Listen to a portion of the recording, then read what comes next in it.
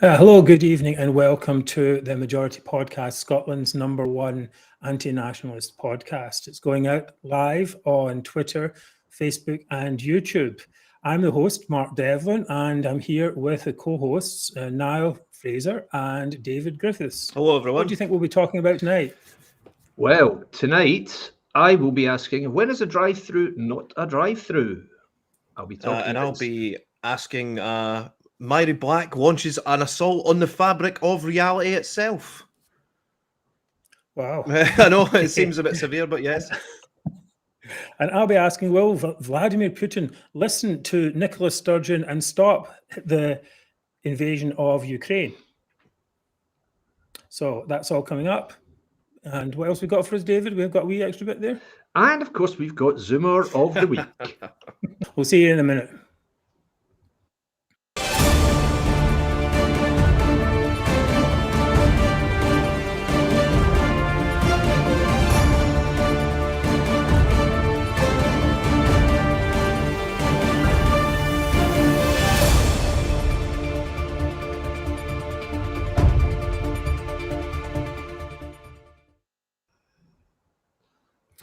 Well, welcome back. And as usual, when we start these podcasts, we make a big shout out to our donors. Our donors crowdfunded the podcast and continue to donate to us every week. So if you would like to support us, please donate at themajority.scot/donate.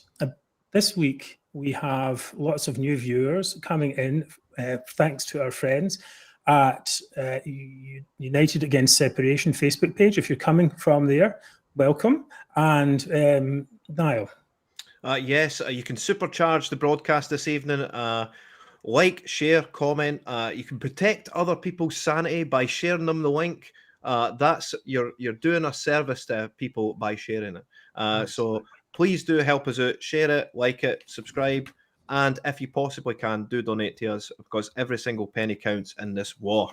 Hear, hear. Well, thank you very much for that, Niall. So we'll try and get as many comments in as possible. There's a lot going on in the show tonight. But so first coming up, Niall is going to be talking about Mhairi. It was a Kit Kat honest Black's denial of reality. And David's going to be talking about restoring the planet to its natural beauty by eliminating every drive-through on the planet. Absolutely, they've got to go. Yes, I mean, we need to get back to purity. A dear green place, in fact, with no drive-throughs. Yep. But first, let's ask a question. Why on earth didn't Vlad, the Ukraine impaler, listen to Nicola Sturgeon invading Ukraine? Oh, indeed. Well, should she have listened to... should he have listened to her, Niall? Well, of course he should have. I mean, I'm surprised it didn't just give up immediately. You know, as soon as Nicola Sturgeon put her message out, I think he just pulled the tanks back and said, no, we're just going home. Nicola Sturgeon says no. Chief Mammy says no, and called it off. But is that what happened? No. I don't know. I mean, it's flagrant disregard to the Chief Mammy's. But do you think it's reasonable for him to ignore the head of a devolved administration, a regional administration in the UK? It's like the manager of Greg's phoning up Vladimir Putin saying, can I get this? Can you stop the invading, please? It's just, she's never going to listen to this person, ever. Well, is that the drive-through Greg's I have to yeah, quite. Yeah. Well, I was just struck by the timing, because Alyn Smith was out in Kiev on Monday saying that he was going to monitor the situation, and by Tuesday night they'd invaded. So nice work, Alyn. Great. It's shocking, honestly. It really is. Well, you know, of course, as we all know, defence and foreign policy are reserved matters. Yeah. So, I mean, any time that she's spending on this is time that she's spending not doing stuff she's supposed to be doing.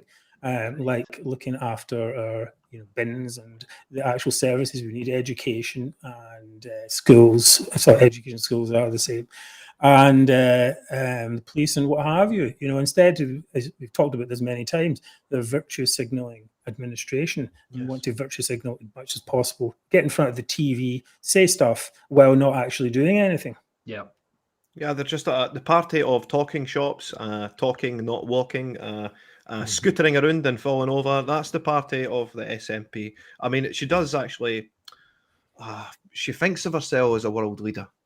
She thinks of herself as a world leader, but in reality, she's a jumped-up manager of Greg's. Quite right.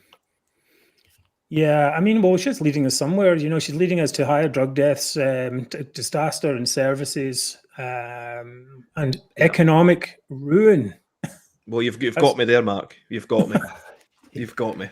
Yeah. So I mean, more seriously, let's talk about this actually a bit more seriously. Okay, we can say that Nicola Sturgeon shouldn't really be doing these proclamations on, international issues. But the actual issue of Ukraine and Russian influence is actually something that's quite important. One of the things that we saw quite a lot of during the past few years is misinformation being spread by countries that you might call enemies of the UK, most notably Russia and Iran. Just the other day, in fact, we saw this. There was an article here in the Metro, not in the Metro, the other day, sorry, there was an article and it was about, oh God, I lost it. Basically, Iranian social media accounts, particularly on Instagram, that were basically looking to try and break up the UK.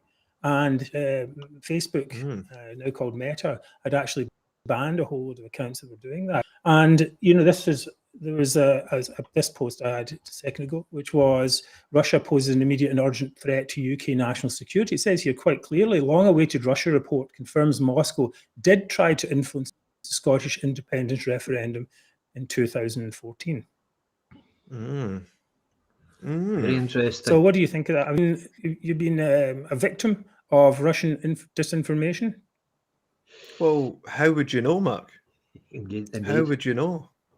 Well, it's so if subtle. Alex Salmond was saying it, then you might know because he's being paid by Russia Today. So there are ways to know about this disinformation. In fact, Alex Salmond's had to close down his Russia Today show today because of undue influence. And I've seen Neil Harvie got to bat for him as well in the House of Parliament today. Yeah. Did Harvie say that Salmond should carry suspended? On no, he was just got to bat for him. He said that he had suspended all future broadcasts until there was peace. All right. Okay. Yeah. Right.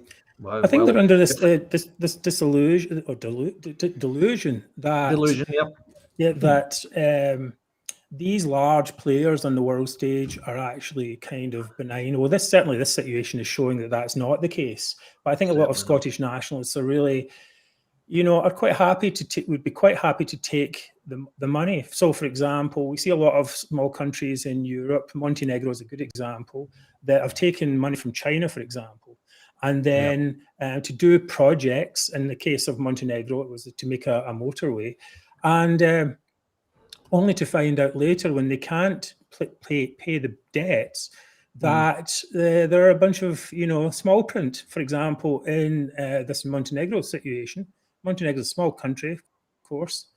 The Chinese basically paying the debt will take some of your territory. That's what China are doing across the globe. Yes, that's well known and documented at this point. It's just this idea that Scotland, if it ever became independent, would start immediately would have financial difficulties. We all know about the deficit. Absolutely. And we know that Scotland spends much more than it brings in tax revenue. Where is that shortfall going to come from? It has to come from somewhere. And that somewhere is not necessarily somewhere that is going to be all that friendly. Of course, if people come to you and say, here, have some money, we'll be your friends. But the true test of that is when you can't pay back the money or something happens. And at that point we say, well, okay, what's the cost? What would be the cost for, or the price, I should say, for Russian money if we don't pay? Is that access to deep water ports in the north of Scotland? Is it building ports? Now you might think, okay, that's a little bit, oh, well, Mark's just saying that, that's not going to happen. But I'm just going to show you a clip we have on from a guy who basically said that he was going to, that was actually their plan. So just give me a second to bring this up here. Yeah. Hopefully I can find it. This is a wee bit of a challenge. Oh yeah, here we go. So we're going to share this. And this is Mark Gably, and he is a Scottish economist. Very much like a naval base in the North Atlantic. Well, he's talking with this other guy. The Chinese, if they said, "Oh, we were very much like a naval base in the North Atlantic." Well, not even the naval base. I mean, basically, if you just went to them into the Belt and Road Initiative and the Asian Development Bank and said, all right, really, 2 small cities that have already got pretty good communications infrastructure, how about you build the 5G? Well, that's Huawei, so that's a security risk for everybody in the West, right? But you could do that. How about you rebuild our port infrastructure for us and you give us a big loan to do it? To do that is a rounding error on their balance sheet. It's a tiny amount of money. And it gets them right into a strategic position. So you could use the threat of doing that as a way of getting what you want. Unbelievable. Unbelievable. So this is a nationalist economist saying, why don't we use the threat of China coming in and looking for a stake in Scotland and the UK? We use that as a threat to the UK to get our own way. That's the traitorous stuff. That really is appalling. Absolutely. It's really shocking. But I mean, that's the thing. They're planning that already, and you can't. You can basically look at people like Alex Salmond and say, of course they're trying to get Russian money. He's already taking Russian money. Yes. Yeah. You know, and he's been talking to people. He can go to Russia any moment and get money from them. And you know, when actually the day before the referendum, I wrote a counterfactual, a story actually, which was basically based on what would happen after a scenario of what would happen after the referendum if the other side won. And it went through these different stages. You know, there'd be financial chaos, and they would go. The Scottish government would go and look for a loan, and at the end of it, it ends with warships on the Clyde, Russian warships on the Clyde, and that's what would happen. And I think we can't really have this situation where a minority of Scottish separatists are holding the entire UK, holding our territory and our military power at ransom. I think that's is really wrong. And I think this is the thing that really mystifies me about the original referendum, and why on earth did David Cameron allow this? Because didn't he see that giving away half of the UK's territory and its strategic position at the north of the Atlantic was, you know, maybe just something that's not a good idea, really? It's really defies belief that idea hasn't been seen more widely, I think. And I think now when we see this type of Russian situation with Russia and Ukraine, that brings us a lot of these ideas into focus. Yeah, I think. Well, sorry, David. I think the prospect of China debt trapping us post theoretical referendum loss is terrifying. Absolutely terrifying. And the fact that this guy has fought this idea is, again, terrifying. Yeah, it's quite shocking. Horrific. Really. I mean, you wouldn't actually believe it. Effectively You didn't actually hear it. Holding the rest of the UK hostage. Absolutely right.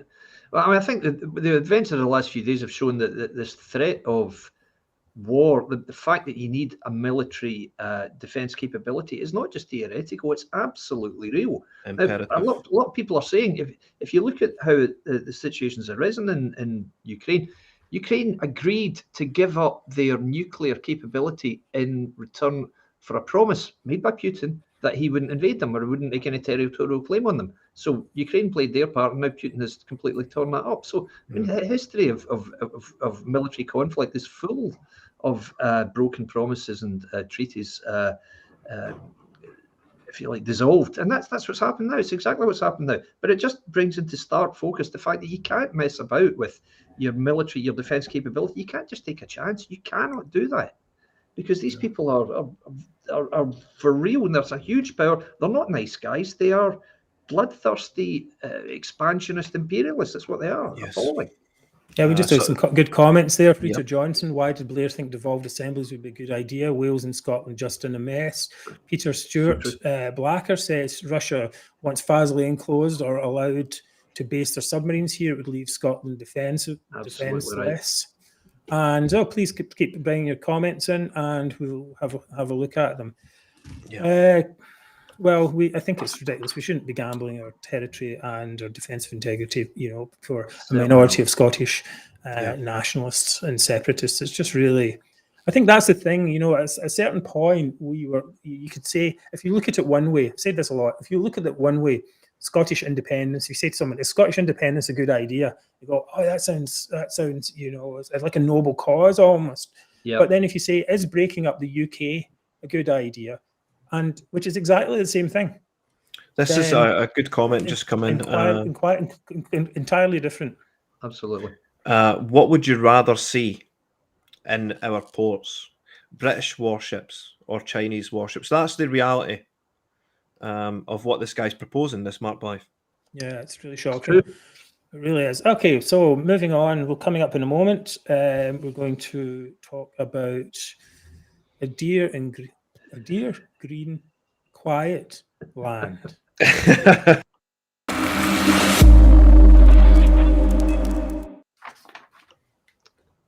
So, David, you're up. Indeed. So this week, Patrick Harvie, of the government minister, of course, let's remind ourselves, has said that he wants to ban drive-thrus. Now, this comes after an earlier initiative which he undertook to ban cars from the centre of Scotland's cities. And this has come this very week. The workplace parking levy bill was passed in Holyrood, despite the Scottish Conservatives trying to have the bill thrown out, which I guess just proves that the Scottish Conservatives didn't, in fact, prevent a nationalist majority last May after all. So sorry about that one, guys. You don't get to trot out that little cliche anymore. Anyway, as well as this being further evidence of the SNP Greens' determination to suck every shred of joy out of Scottish people's lives, it also defies any logic, this idea, because until recently, of course, you've got drive-thrus, which were the only means for people to purchase food and drinks during the pandemic. You couldn't have got them otherwise. It's ludicrous. And in addition, this week, the SNP and their green bag carriers and most shamefully Scottish Labour voted for a 6-month extension of the extraordinary emergency powers, which are to be reimposed in the event of a further outbreak of COVID or a similar virus in Scotland. Yes. Now, this comes in the same day that very same week that Boris Johnson in England has canned all COVID lockdown measures. So you have to ask, would this ban on drive-thrus remain in place if people were once again confined to their houses?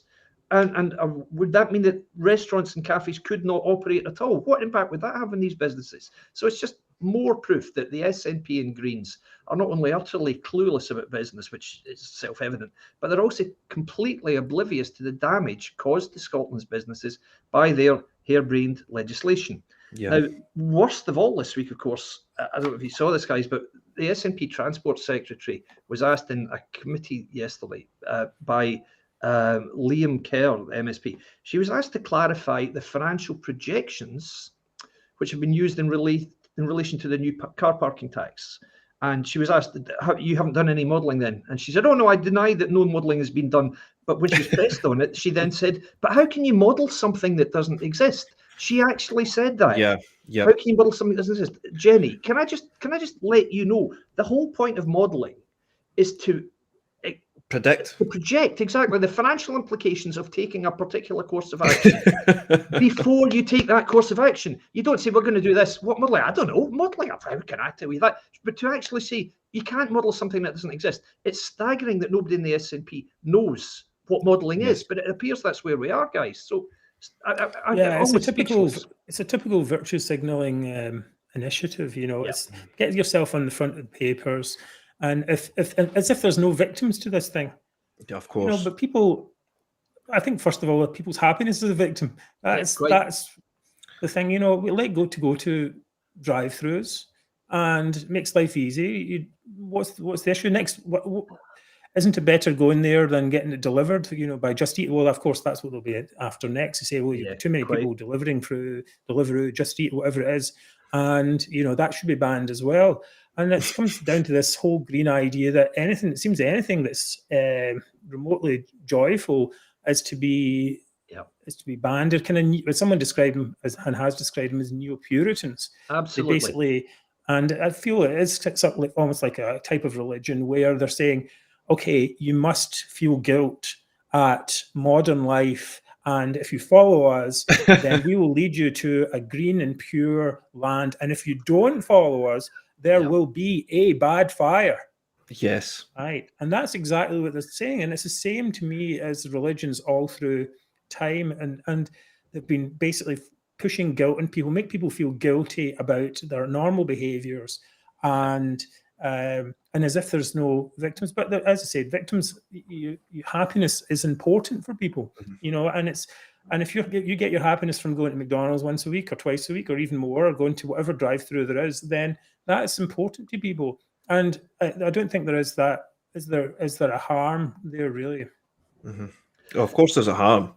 See, if I'm the manager of like a Tim Hortons expansion in the UK, I'm going to look at Patrick Harvie's comments and think, well, I'm definitely not opening a drive-through in Scotland. Absolutely right. Because I see Tim Hortons opening up around Glasgow areas and stuff like that. But I mean, these other, international companies, they wouldn't want to open drive-throughs in Scotland, would they? Not a chance. If they're just going to get shut again, or even the threat of being shut. So it's bonkers. Yeah, I mean, I would go a bit further than the religion angle. I would say it's more like a cult than a religion. I mean, SNP is a cult of personality, Nicola, but the Greens are actual cultists. Yes, you know, slavish followers. Yeah, and I think it's right. They're looking to sell people a panacea. You can assuage your guilt if you just do what we tell you, but what they say is just completely unrealistic in the modern day. And the very idea, where we are now with oil going over $100 a barrel again, after being down at 40 not too long ago, we've got fields of the stuff just off the North Sea coast. But because of the Greens now, the SNP of all people are saying, oh, of course, we can't use that oil. Oh, really? Oh, how are you going to get your electric cars to go unless you have the oil to case the engines or whatever? It's just utter nonsense. It's identity politics backed up by students' sixth form common room view of the world. It's just utter nonsense. It's got no basis. When I saw this thing about the drive-thrus, I was like, but wait a minute, aren't you really promoting electric cars? Now I'm a big fan of electric cars. I don't have one myself, sadly, but electric car goes through a drive-through. Where's the emissions? And I was reading in the article about it, the one that I showed up earlier, and they were saying they were actually saying that brake and tire particles were the next problem. I was like, what? Wait, of course. How long does it take brakes to wear down or your tires to wear down? You're talking, a tiny amount of particles over a year period or 2 years, however long your tires and your brakes last for. I don't think we even changed our tires in our car. But this, and so it's not actually about the green thing. No, Patrick Harvie wants to ban drive-throughs because he doesn't like them. He doesn't like the people that go to them. He doesn't like people moving around. Yeah, he would rather you stay in your home. It's not about green. It's about control. Always about control. Absolutely, Mark. Spot on. So they're always like that's the thing. Now, Mhairi, our behind the scenes lady, helping with all the chats. Some great comments coming in. I've seen Peter Morris has been dishing out some good comments. I'll get that in a second. If the Greens put as much imagination into supporting businesses as they do into trying to destroy them, drive-through bans, work parking charges, etc., Scotland would be a much more prosperous place. Loyalist idiots. Well said there, Mhairi. Okay. So let's see some of the comments. Have you got some of the comments there from the... Yeah, so Peter Morris has mentioned the new plan to make Glasgow the most Gaelic city in the world. I've seen this one hit the news today and I was like... Ooh. Come on. We were out on the streets of Glasgow, Mark, talking to actual citizens about the rubbish problem, about the rat problem. I think a healthy sprinkling of Gaelic's not going to solve anything for anyone. No. It's just going to cause more confusion, more wasted money on signage. But again, it's more to the point about the SNP trying to gain headlines rather than try to gain the favour of you, the voters. It's all about headlines. I just want people to... certainly in Glasgow anyway, and people to clean empty the bins and make the city look good. Every day there are complaints from people saying the centre of the city is a disaster, it's falling apart, and it's not just COVID related. It's because just a lack of concern from the people who are running this city. And I think people in Edinburgh are feeling a little bit the same as from some other comments I saw. And we want people. How did we manage to get to the situation where we elected these people to do all this virtue signalling instead of actually doing the things that they're supposed to be doing? It seems insane to me. Good question. It really is a bit of a shocker. Okay, please send in your chat comments. We have a few here. Next, what's this? Margaret says next will be one is back using horses. Yeah. Which leads to the horses producing methane gas. Exactly. And then we go back, we're just going back in time. Well, you want a flag, and I mean, that's the thing. They want to have flags in front of the guy walking in front of your car with a flag. Exactly. Red flag. On the flag saying, evil person behind. That's the kind of thing. I mean, don't put it past them. Sorry, I shouldn't be giving them ideas. Really. Okay, next up, we're going to be talking about discrimination. I think that's a shocker, really. It's shocking. This is a shocker, Mark. Oh, right. It really is.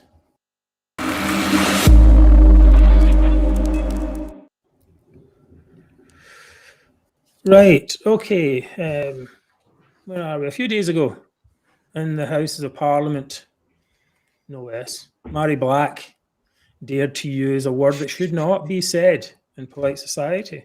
A word that should only be used by this marginalised group when talking about themselves. A word that has two G's, an I, and an N. This is shocking. A word that's synonymous with discrimination.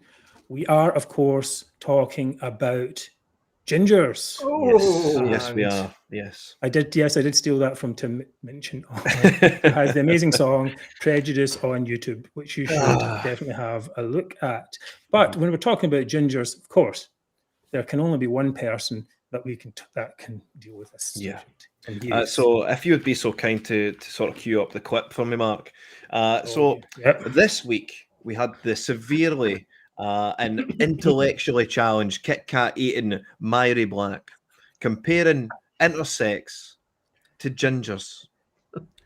Right. Okay. Absurd, yes. Making the absurd and factually wrong argument that intersex constitutes 1 to 2% of the population, and then compares the percentage to prevalence of gingers in our society.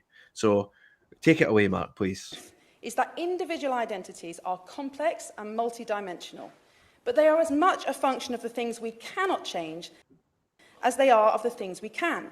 And of course the same goes for sex. Because let's be clear, human beings, like all other mammals, cannot change sex. At the moment of conception, when sperm cell fuses with egg cell, apart from rare abnormalities, there are two possible outcomes. I certainly will. Oh, here she comes.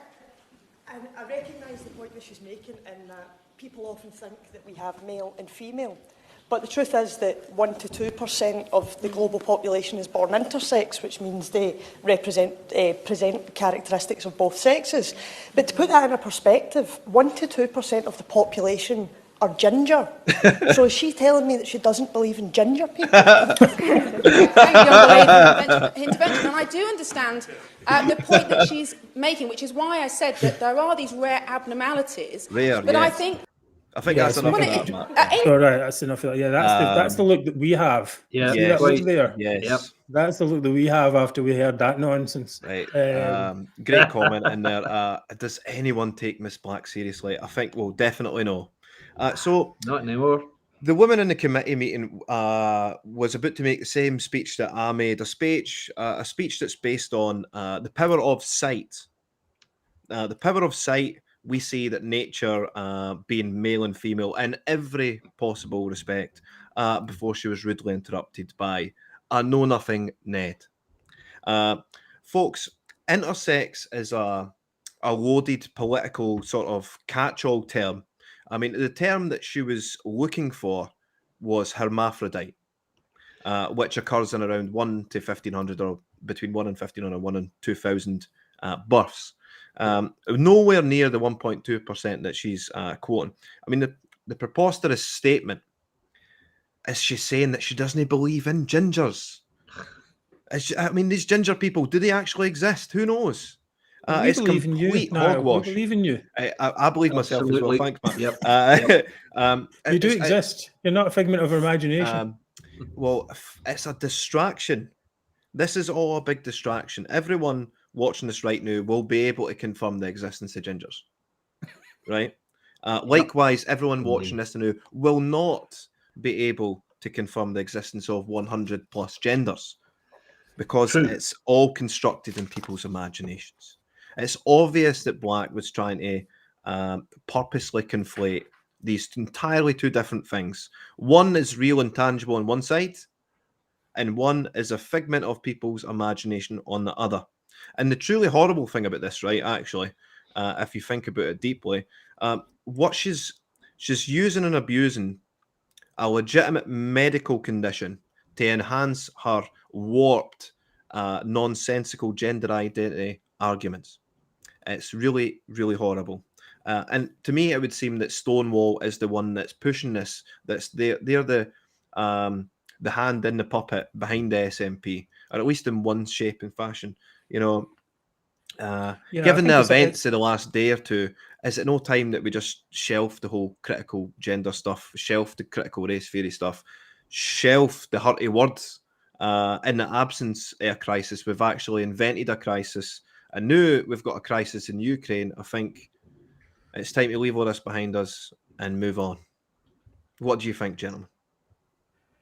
Well, I think it is. I read quite a bit about this actually when she said that, and I think it's called. There's this thing called DSD, which is the condition that people have when they're the genetic condition, and these people do need help, and they shouldn't be used as pawns in some political debate. Yes, I'm not talking about these people need help even mentally. We're talking about medical conditions that people have, and they need medical attention. In the worst cases, it's very serious situation.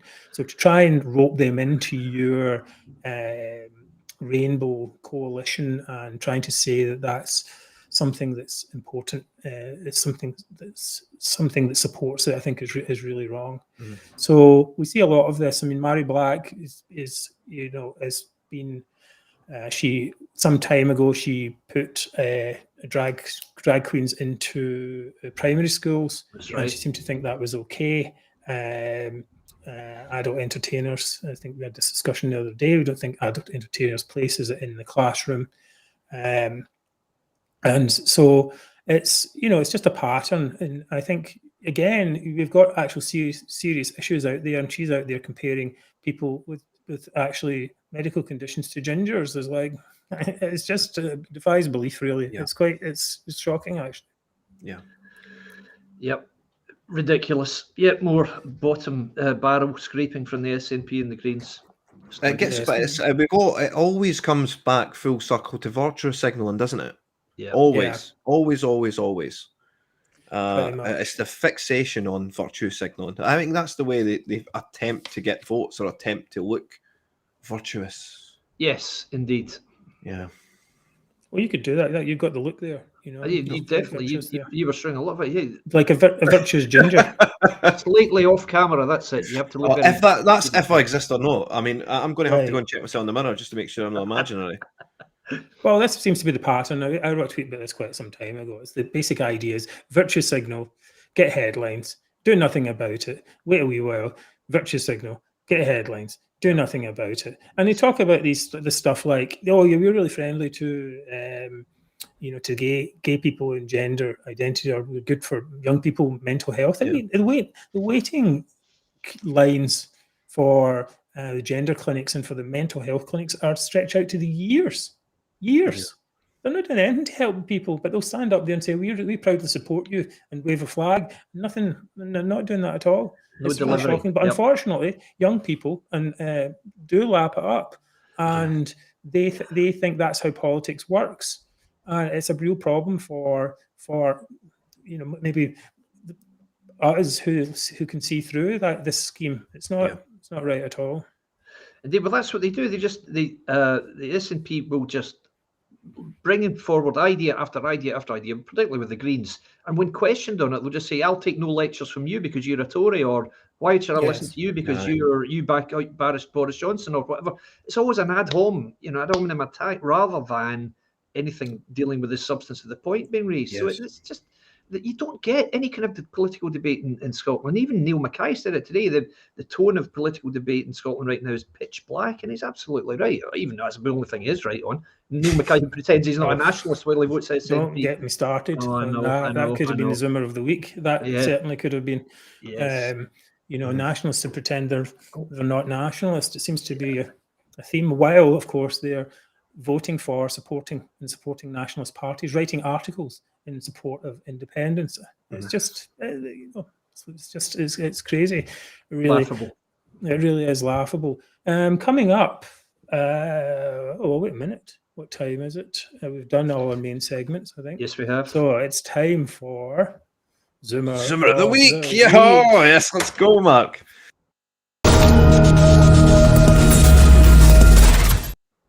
Hurrah.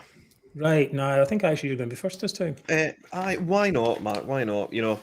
And my Zoomer of the week this week, I think it comes with no surprise. Alyn Smith, the hero we all didn't need. How come he didn't manage to fix the Ukraine crisis? He was over there, he was shooting videos, but somehow he wasn't able to get the peace treaty over the line. And more to the point, who does this guy think he is? Yeah. Who does this guy think he is? So he's my Zoomer of the week, guys. Any ideas? I've got a nice picture of him here, looking at the Union flag. The Union Jack. Find someone in your life who looks at you like Alyn Smith looks at the Union flag. Look at that. It's true love there. Dear me. Well, it looks like true love, but it's not. It's not actually love. That's the thing for that. You quite happily sell out any flag. You're not flag wavers here, but it's always entertaining to see a nationalist being hoisted by their own petard, which is that a flag or something? Anyway. It is indeed. So so it's a challenge there. I mean, they sent their delegation over there, which maybe is just a way to boost their expenses. And had these meetings with the Ukrainians. It obviously didn't go very well. But why would they be meeting with the Ukrainians? Surely they should be meeting with Putin. Exactly. That made more sense. It strikes me as a total jolly. I will just fly to Ukraine, have a meal, have a drink, fly back, make a video with more there, pretend it didn't work. It's a joke. Well, it's pretty much the same approach they use in this country. Go somewhere, do nothing, talk about it for the next 2 years. Yeah. Well, you've got a fan, Ron Bryson says, don't need to go any further. He would be my choice. An utter fool and full of his own self-importance. I mean, not that long ago, he did a thing where he was, he said that, I've got it right here, in fact, hold on a second, that equality was less important than independence. That's so right, he made this memo that said that blacks and disabled people, disabled shouldn't be on his committees because they were getting in the way of independence movement. I mean, what you've got to think, what is a guy who signs his emails yours for Scotland? What's that about? It's just living in a world of delusion, where everything is more important than independence. But nothing is more important than him. Yeah, quite. So what would you do for that? Would he be taking the Russian money as well? I mean, this is the thing. If everything's more important than it, what depth won't you go to support your dream? That's the thing. So a lot of great comments coming in, guys. Get them flooded in. Let us know who you think the Zoomer of the week will be. I've got Alyn Smith and the other ones are coming up. Yeah, I've got mine. I'm going to come up with mine. So here we go.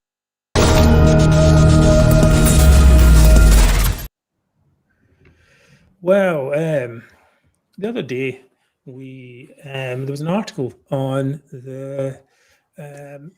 in the Herald, I think it was, by Andy Maciver. Andy Maciver wrote this article saying that there should be a second referendum, and I've lost it from the thing here. You can look it up, and I've always been puzzled by this guy Andy Maciver because I always thought that he was supposed to be a Tory, but everything I've ever read by him it seems to be very much not what a Tory would say. In fact, I don't really actually know anyone who would say that there should be any pro-UK person who would say that there should be a second referendum. So why was he writing this article? And he's also been a kind of to-go guy for nationalist debate programs, usually on STV. So what we'll see is we'll get two nationalists there, and Maciver, he was an ex-Tory advisor. That's what he's labelled as. So he's always coming onto these programs to give balance. But when you actually watch the programs, you're thinking, that's not much balance, really, is it? He's agreeing with them, and agreeing with a person who agrees with Ruth Wishart cannot be a Tory by definition. Absolutely not. I think so. This was very puzzling until just yesterday when he posted this this post here. He said, "I don't know what on earth would make you think I'm trying to represent Scottish Conservative opinion." Well, maybe the fact that under every programme it says ex-Tory advisor. Now, there's a difference between, okay, you could say, well, he was an ex-Tory, but that's not how he's presented. He's presented as being currently a Tory who has used to be an advisor to the Tories. It's not Andy Maciver, ex-Tory advisor, who is no longer a Tory. It's not like that. No. So he says, I'm not the least bit interested in, I'm not a Conservative. I'm not the least bit interested in Conservative opinion, which has proven itself to be completely brain dead for many, many years. Well, fair enough. Certainly when talking about Scots Tories, that might be a fair comment. But we have this situation here where someone who is supposed to be a Tory is being put onto these programmes as for balance, and when they're not actually a Tory. So, in fact, when we're talking about these debate shows, what we're seeing is two nationalists up there, and this guy supposed to be a Tory, but is actually, agreeing with the nationalists. That shows a sickness, not only a personal sickness on the part of Maciver for doing that, but also a sickness in the media in Scotland that allows that and doesn't explain itself. It shows that they're perhaps afraid of presenting the point of view which this guy is purportedly representing, although he's openly admitting he's doing no such thing. It'd be very interesting to see if they use him again, and if they use him with that preface or with that introduction, because it's meaningless now. Yeah, well, he tried to walk it back a little bit by saying that he was, he wanted to build under his company name, and that they wanted to label him as a Tory. But he's been invited on there to give the Tory opinion, to give a different opinion. Now, I don't know if he's Labour or Lib Dem, so he might still be, a pro-UK person. But the way he talks and the way, I don't know any pro-UK person who says they want a second referendum. I don't know any pro-UK person who really defends Derek Mackay, which is what else he did there. Yep. I don't know people who are always giving nationalists the benefit of the doubt. We don't need a second referendum because we won the first one. It's not that difficult to understand. If he should be on there, and if he was an actual Tory, not a Scots Tory perhaps, but an actual Tory, you should be on there and saying, no, there'll be no second referendum because we won. And there's no path to a second referendum because you can't get an S30, it'll go to the Supreme Court, whatever you lose, there's no chance. That's what you should be saying. But STV and himself, and they're playing this game, misrepresenting Tory opinion to the public, and I think that is really shocking.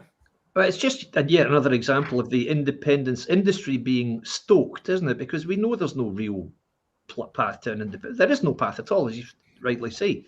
It might make the Conservative government in Westminster a little bit uncomfortable with the fact that they're not going to grant a referendum, but they're not going to do it. They will absolutely not do it. But yet this nonsense goes on. And it's, as we've described in the past, there isn't an independence campaign. There's an independence industry which keeps a lot of people in jobs, including opposition MSPs. And it's as simple as that, really, guys. That's where Scottish politics right now is in a quagmire, a stalemate. Nothing is happening apart from whatever the latest ludicrous wheeze is from Patrick Harvie, who seems to be the one coming up with all the ideas. He's trying to turn us back into, the 17th century. It's just nonsense, absolute nonsense what we're seeing here. So, yeah, this is no surprise that we're hearing yet more about this week. Well, we've seen this. They keep seeing this idea that there's a stalemate, right? But there actually isn't a stalemate. Kenny Farquharson was on last week saying to break the stalemate, we need a second referendum. And this guy, Maciver's on to saying, to break the stalemate, we need a second referendum. It's just like, unbelievable. Isn't it a stalemate? The nationalists are losing because they can't get a second referendum. They might think they're winning, but they're not winning at all because it's blocked every opportunity. And all you need to do is block them all the time until they get demoralised, split up, and move on. Now, they might not go from being a nationalist to being going back to the Tory party or the Labour Party or Lib Dems straight away, but they might go through a period of crying and weeping and gnashing of teeth and introspection. Perhaps you might hope that would be the case, but at least they'll be demoralised and the party will be split. So a lot of these people say, well, we can never win in our side because there are three parties: Lib Dems, Labour, and Tory, and they're all fighting for the same seats, right? And that's what's happened so far. But we've never considered really that the nationalists can split. If the nationalists split and are demoralised, then the other side can win. That's as simple. So instead of focusing on trying to get this, give nationalists exactly what they want all the time, what we need to be doing is giving them exactly what they don't want, right? And saying, no referendum, just deal with it. And then after a while, they have to give up. But, the delusion continues. As David says, it's industry. And that's, it's quite shocking. That's where we are. Now, while we're talking about this, one of our viewers has asked, he said, I'm a swing voter. Can you give me the reasons why you think Scotland shouldn't be independent? Very simply, Scotland could be an independent country, absolutely. The people of Scotland would be immeasurably worse off, economically, socially, in every facet you can imagine, if independence took place. The reason you don't see a bona fide, credible economic case being made for Scottish independence is quite simple, because there isn't one. It is impossible to make one. Scottish people are unquestionably better off by staying in the Union. It's as simple as that, just staying in the Union. I think, well, it's not just that. We decided already, right? Yeah, we've had the vote and we decided no, so yes, it's been done.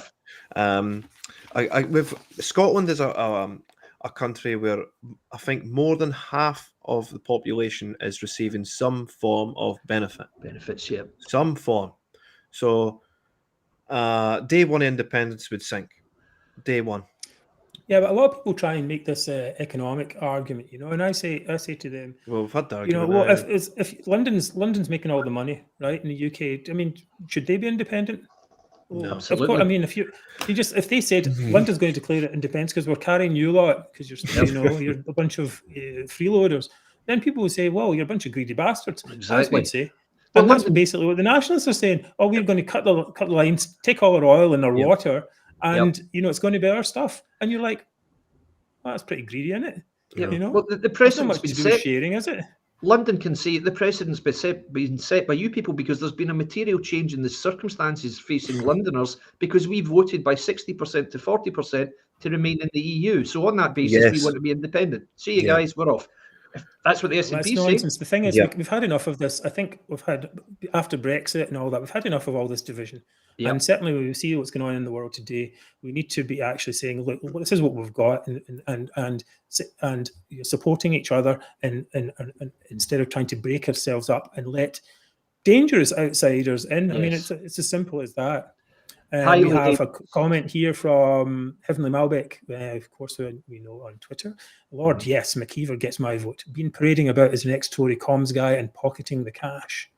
Wow. Can Niall back up his statement on half the Scotland being on benefits? Yes, I can.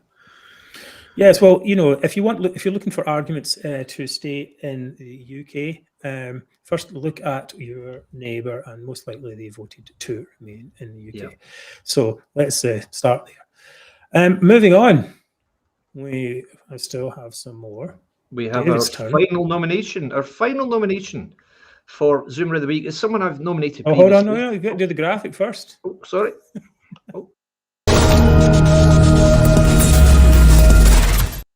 I do apologise. It took me all of 5 minutes to make that graphic. I was just so keen. Sorry, guys. So yes, this is someone I've nominated previously because of her quite impressive track record. And this is Mhairi or Vari Hunter. I'm not quite sure how you pronounce it. So this week, Mhairi Vari, who is a Glasgow City councillor, let's not forget, as well as being Nicola Sturgeon's campaign manager and social media enforcer. Mhairi took to Twitter to accuse another user of following trolls. And Mhairi backed up this allegation with a screenshot naming several of these trolls, one of whom was the majority. Oh my goodness me. Now this, but we're not actually in. I'm just going to put that in the screenshot that some people made of it. We're not actually in the screenshot. But you're not below it there. I thought you were. Oh, anyway, never mind. No, I know. It's kind of, but we are in there. We're actually number one. We're the number one in the list. Ah, right, got you. Okay, fine. Anyway, but it was cut off because the way they did the screenshot. Oh, I see. Oh, beg your pardon. Okay, so well, I found this. I found this to be an extraordinarily upsetting incident, and also highly inappropriate because despite my targeting Mhairi almost daily on Twitter, for some reason I wasn't in the list. So I'm going to try harder to be on there next time. But some people brought it to my attention, and I was like, okay, to paraphrase Hans Gruber, I'm not a troll. I'm not just a troll. I'm an exceptional troll. But I'm not really. We're not a troll. We don't troll people, other than to say, look, you're not getting a second referendum. That's not trolling. That's reality. Stating the facts, exactly. We're stating the facts there. These people are. They really think they talked about this today over the week. It's like they're trying to paint us as extremists. Yeah. And what we want to do is we want to follow the result of a free referendum of all Scots, where Scots decided by a large majority to remain in the UK. It's not extreme. We want to maintain the territorial, social fabric and integrity of the United Kingdom. That is not an extreme position. But these people want to break up the UK. They want to let foreign and outside influences, who knows what's going to happen with that. And they accuse everyone of being against them, as being trolls, as being extremists, as being all kinds of stuff. And then they turn around and say, but you're really the trolls. Yeah, exactly. I think that's known as projection, guys. Yes.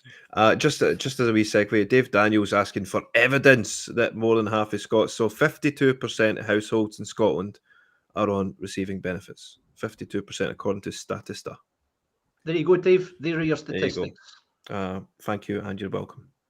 Right. Now, tonight we had a lot of people coming in new from different Facebook pages, particularly United Against Separation and UK Union Voice, as well as from the Majority and so on. And this is the way we do our show. We usually talk about 3 topics, and then we do a Zoomer of the week. And then one of the 3 of us has to decide who is the Zoomer. Of course, you can make your decision as well, too. So, okay, what about Niall? You can decide. That means you can decide your own one. Fair enough, right? I'm no pick my own one. I'm no pick my own one, that's for sure, right? I think Mhairi Hunter is a worthy winner, but I'm going to give it to Andy Maciver. Well done. Oh, okay. There you go. That's another win to me. I'm going to have that's chalk it up, Mark. Chalk it up. I think his portrayal on the STV, was it STV or BBC, as the Tory spokesperson, the sensible man in the room, has all come undone. And actually seems to be just more nationalist shilling. We must need a referendum. It's unreal. He's taking the nationalist shilling. He's taking the shilling from national shilling. Is that what shilling comes from?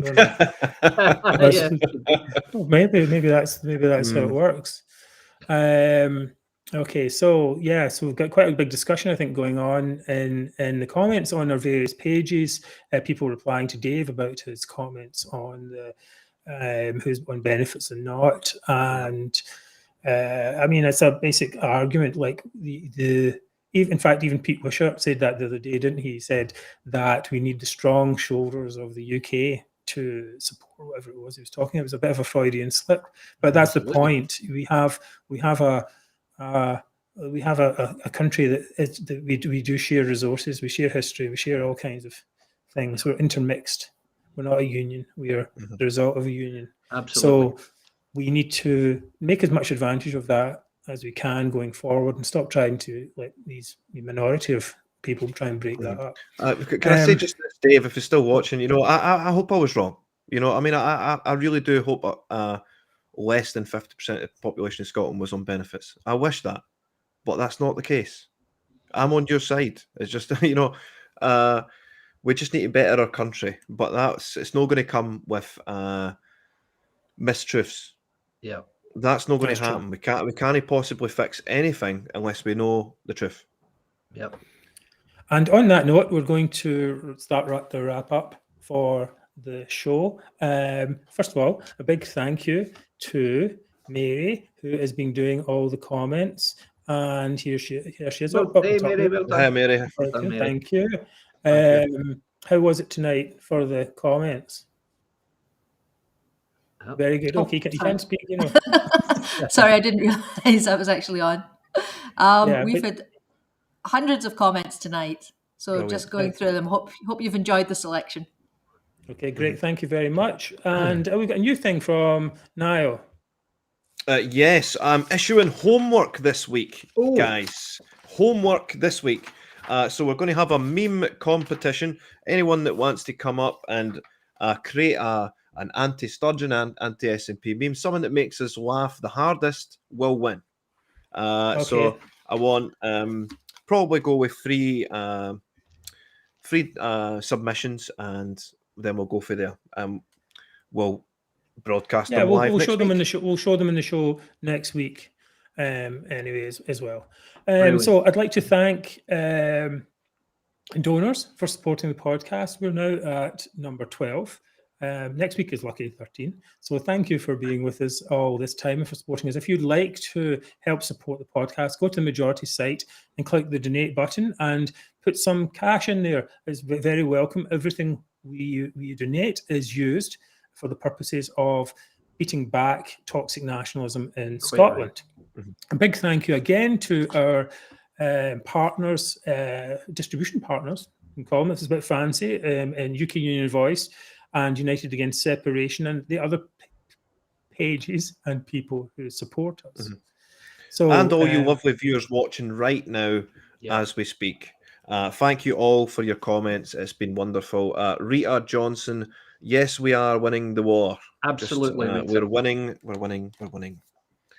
And thank you for your comments. Everything does help, and we try and read as many of them as we can. I'm going to leave you tonight with the thought for the week.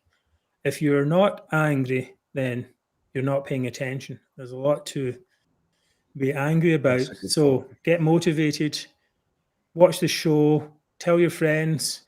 Please come back and see us again next week, Thursday at 7 p.m. It's been great to have you. Thank you all very much. Thanks, Good night, everyone. everyone. Good night. See you next week.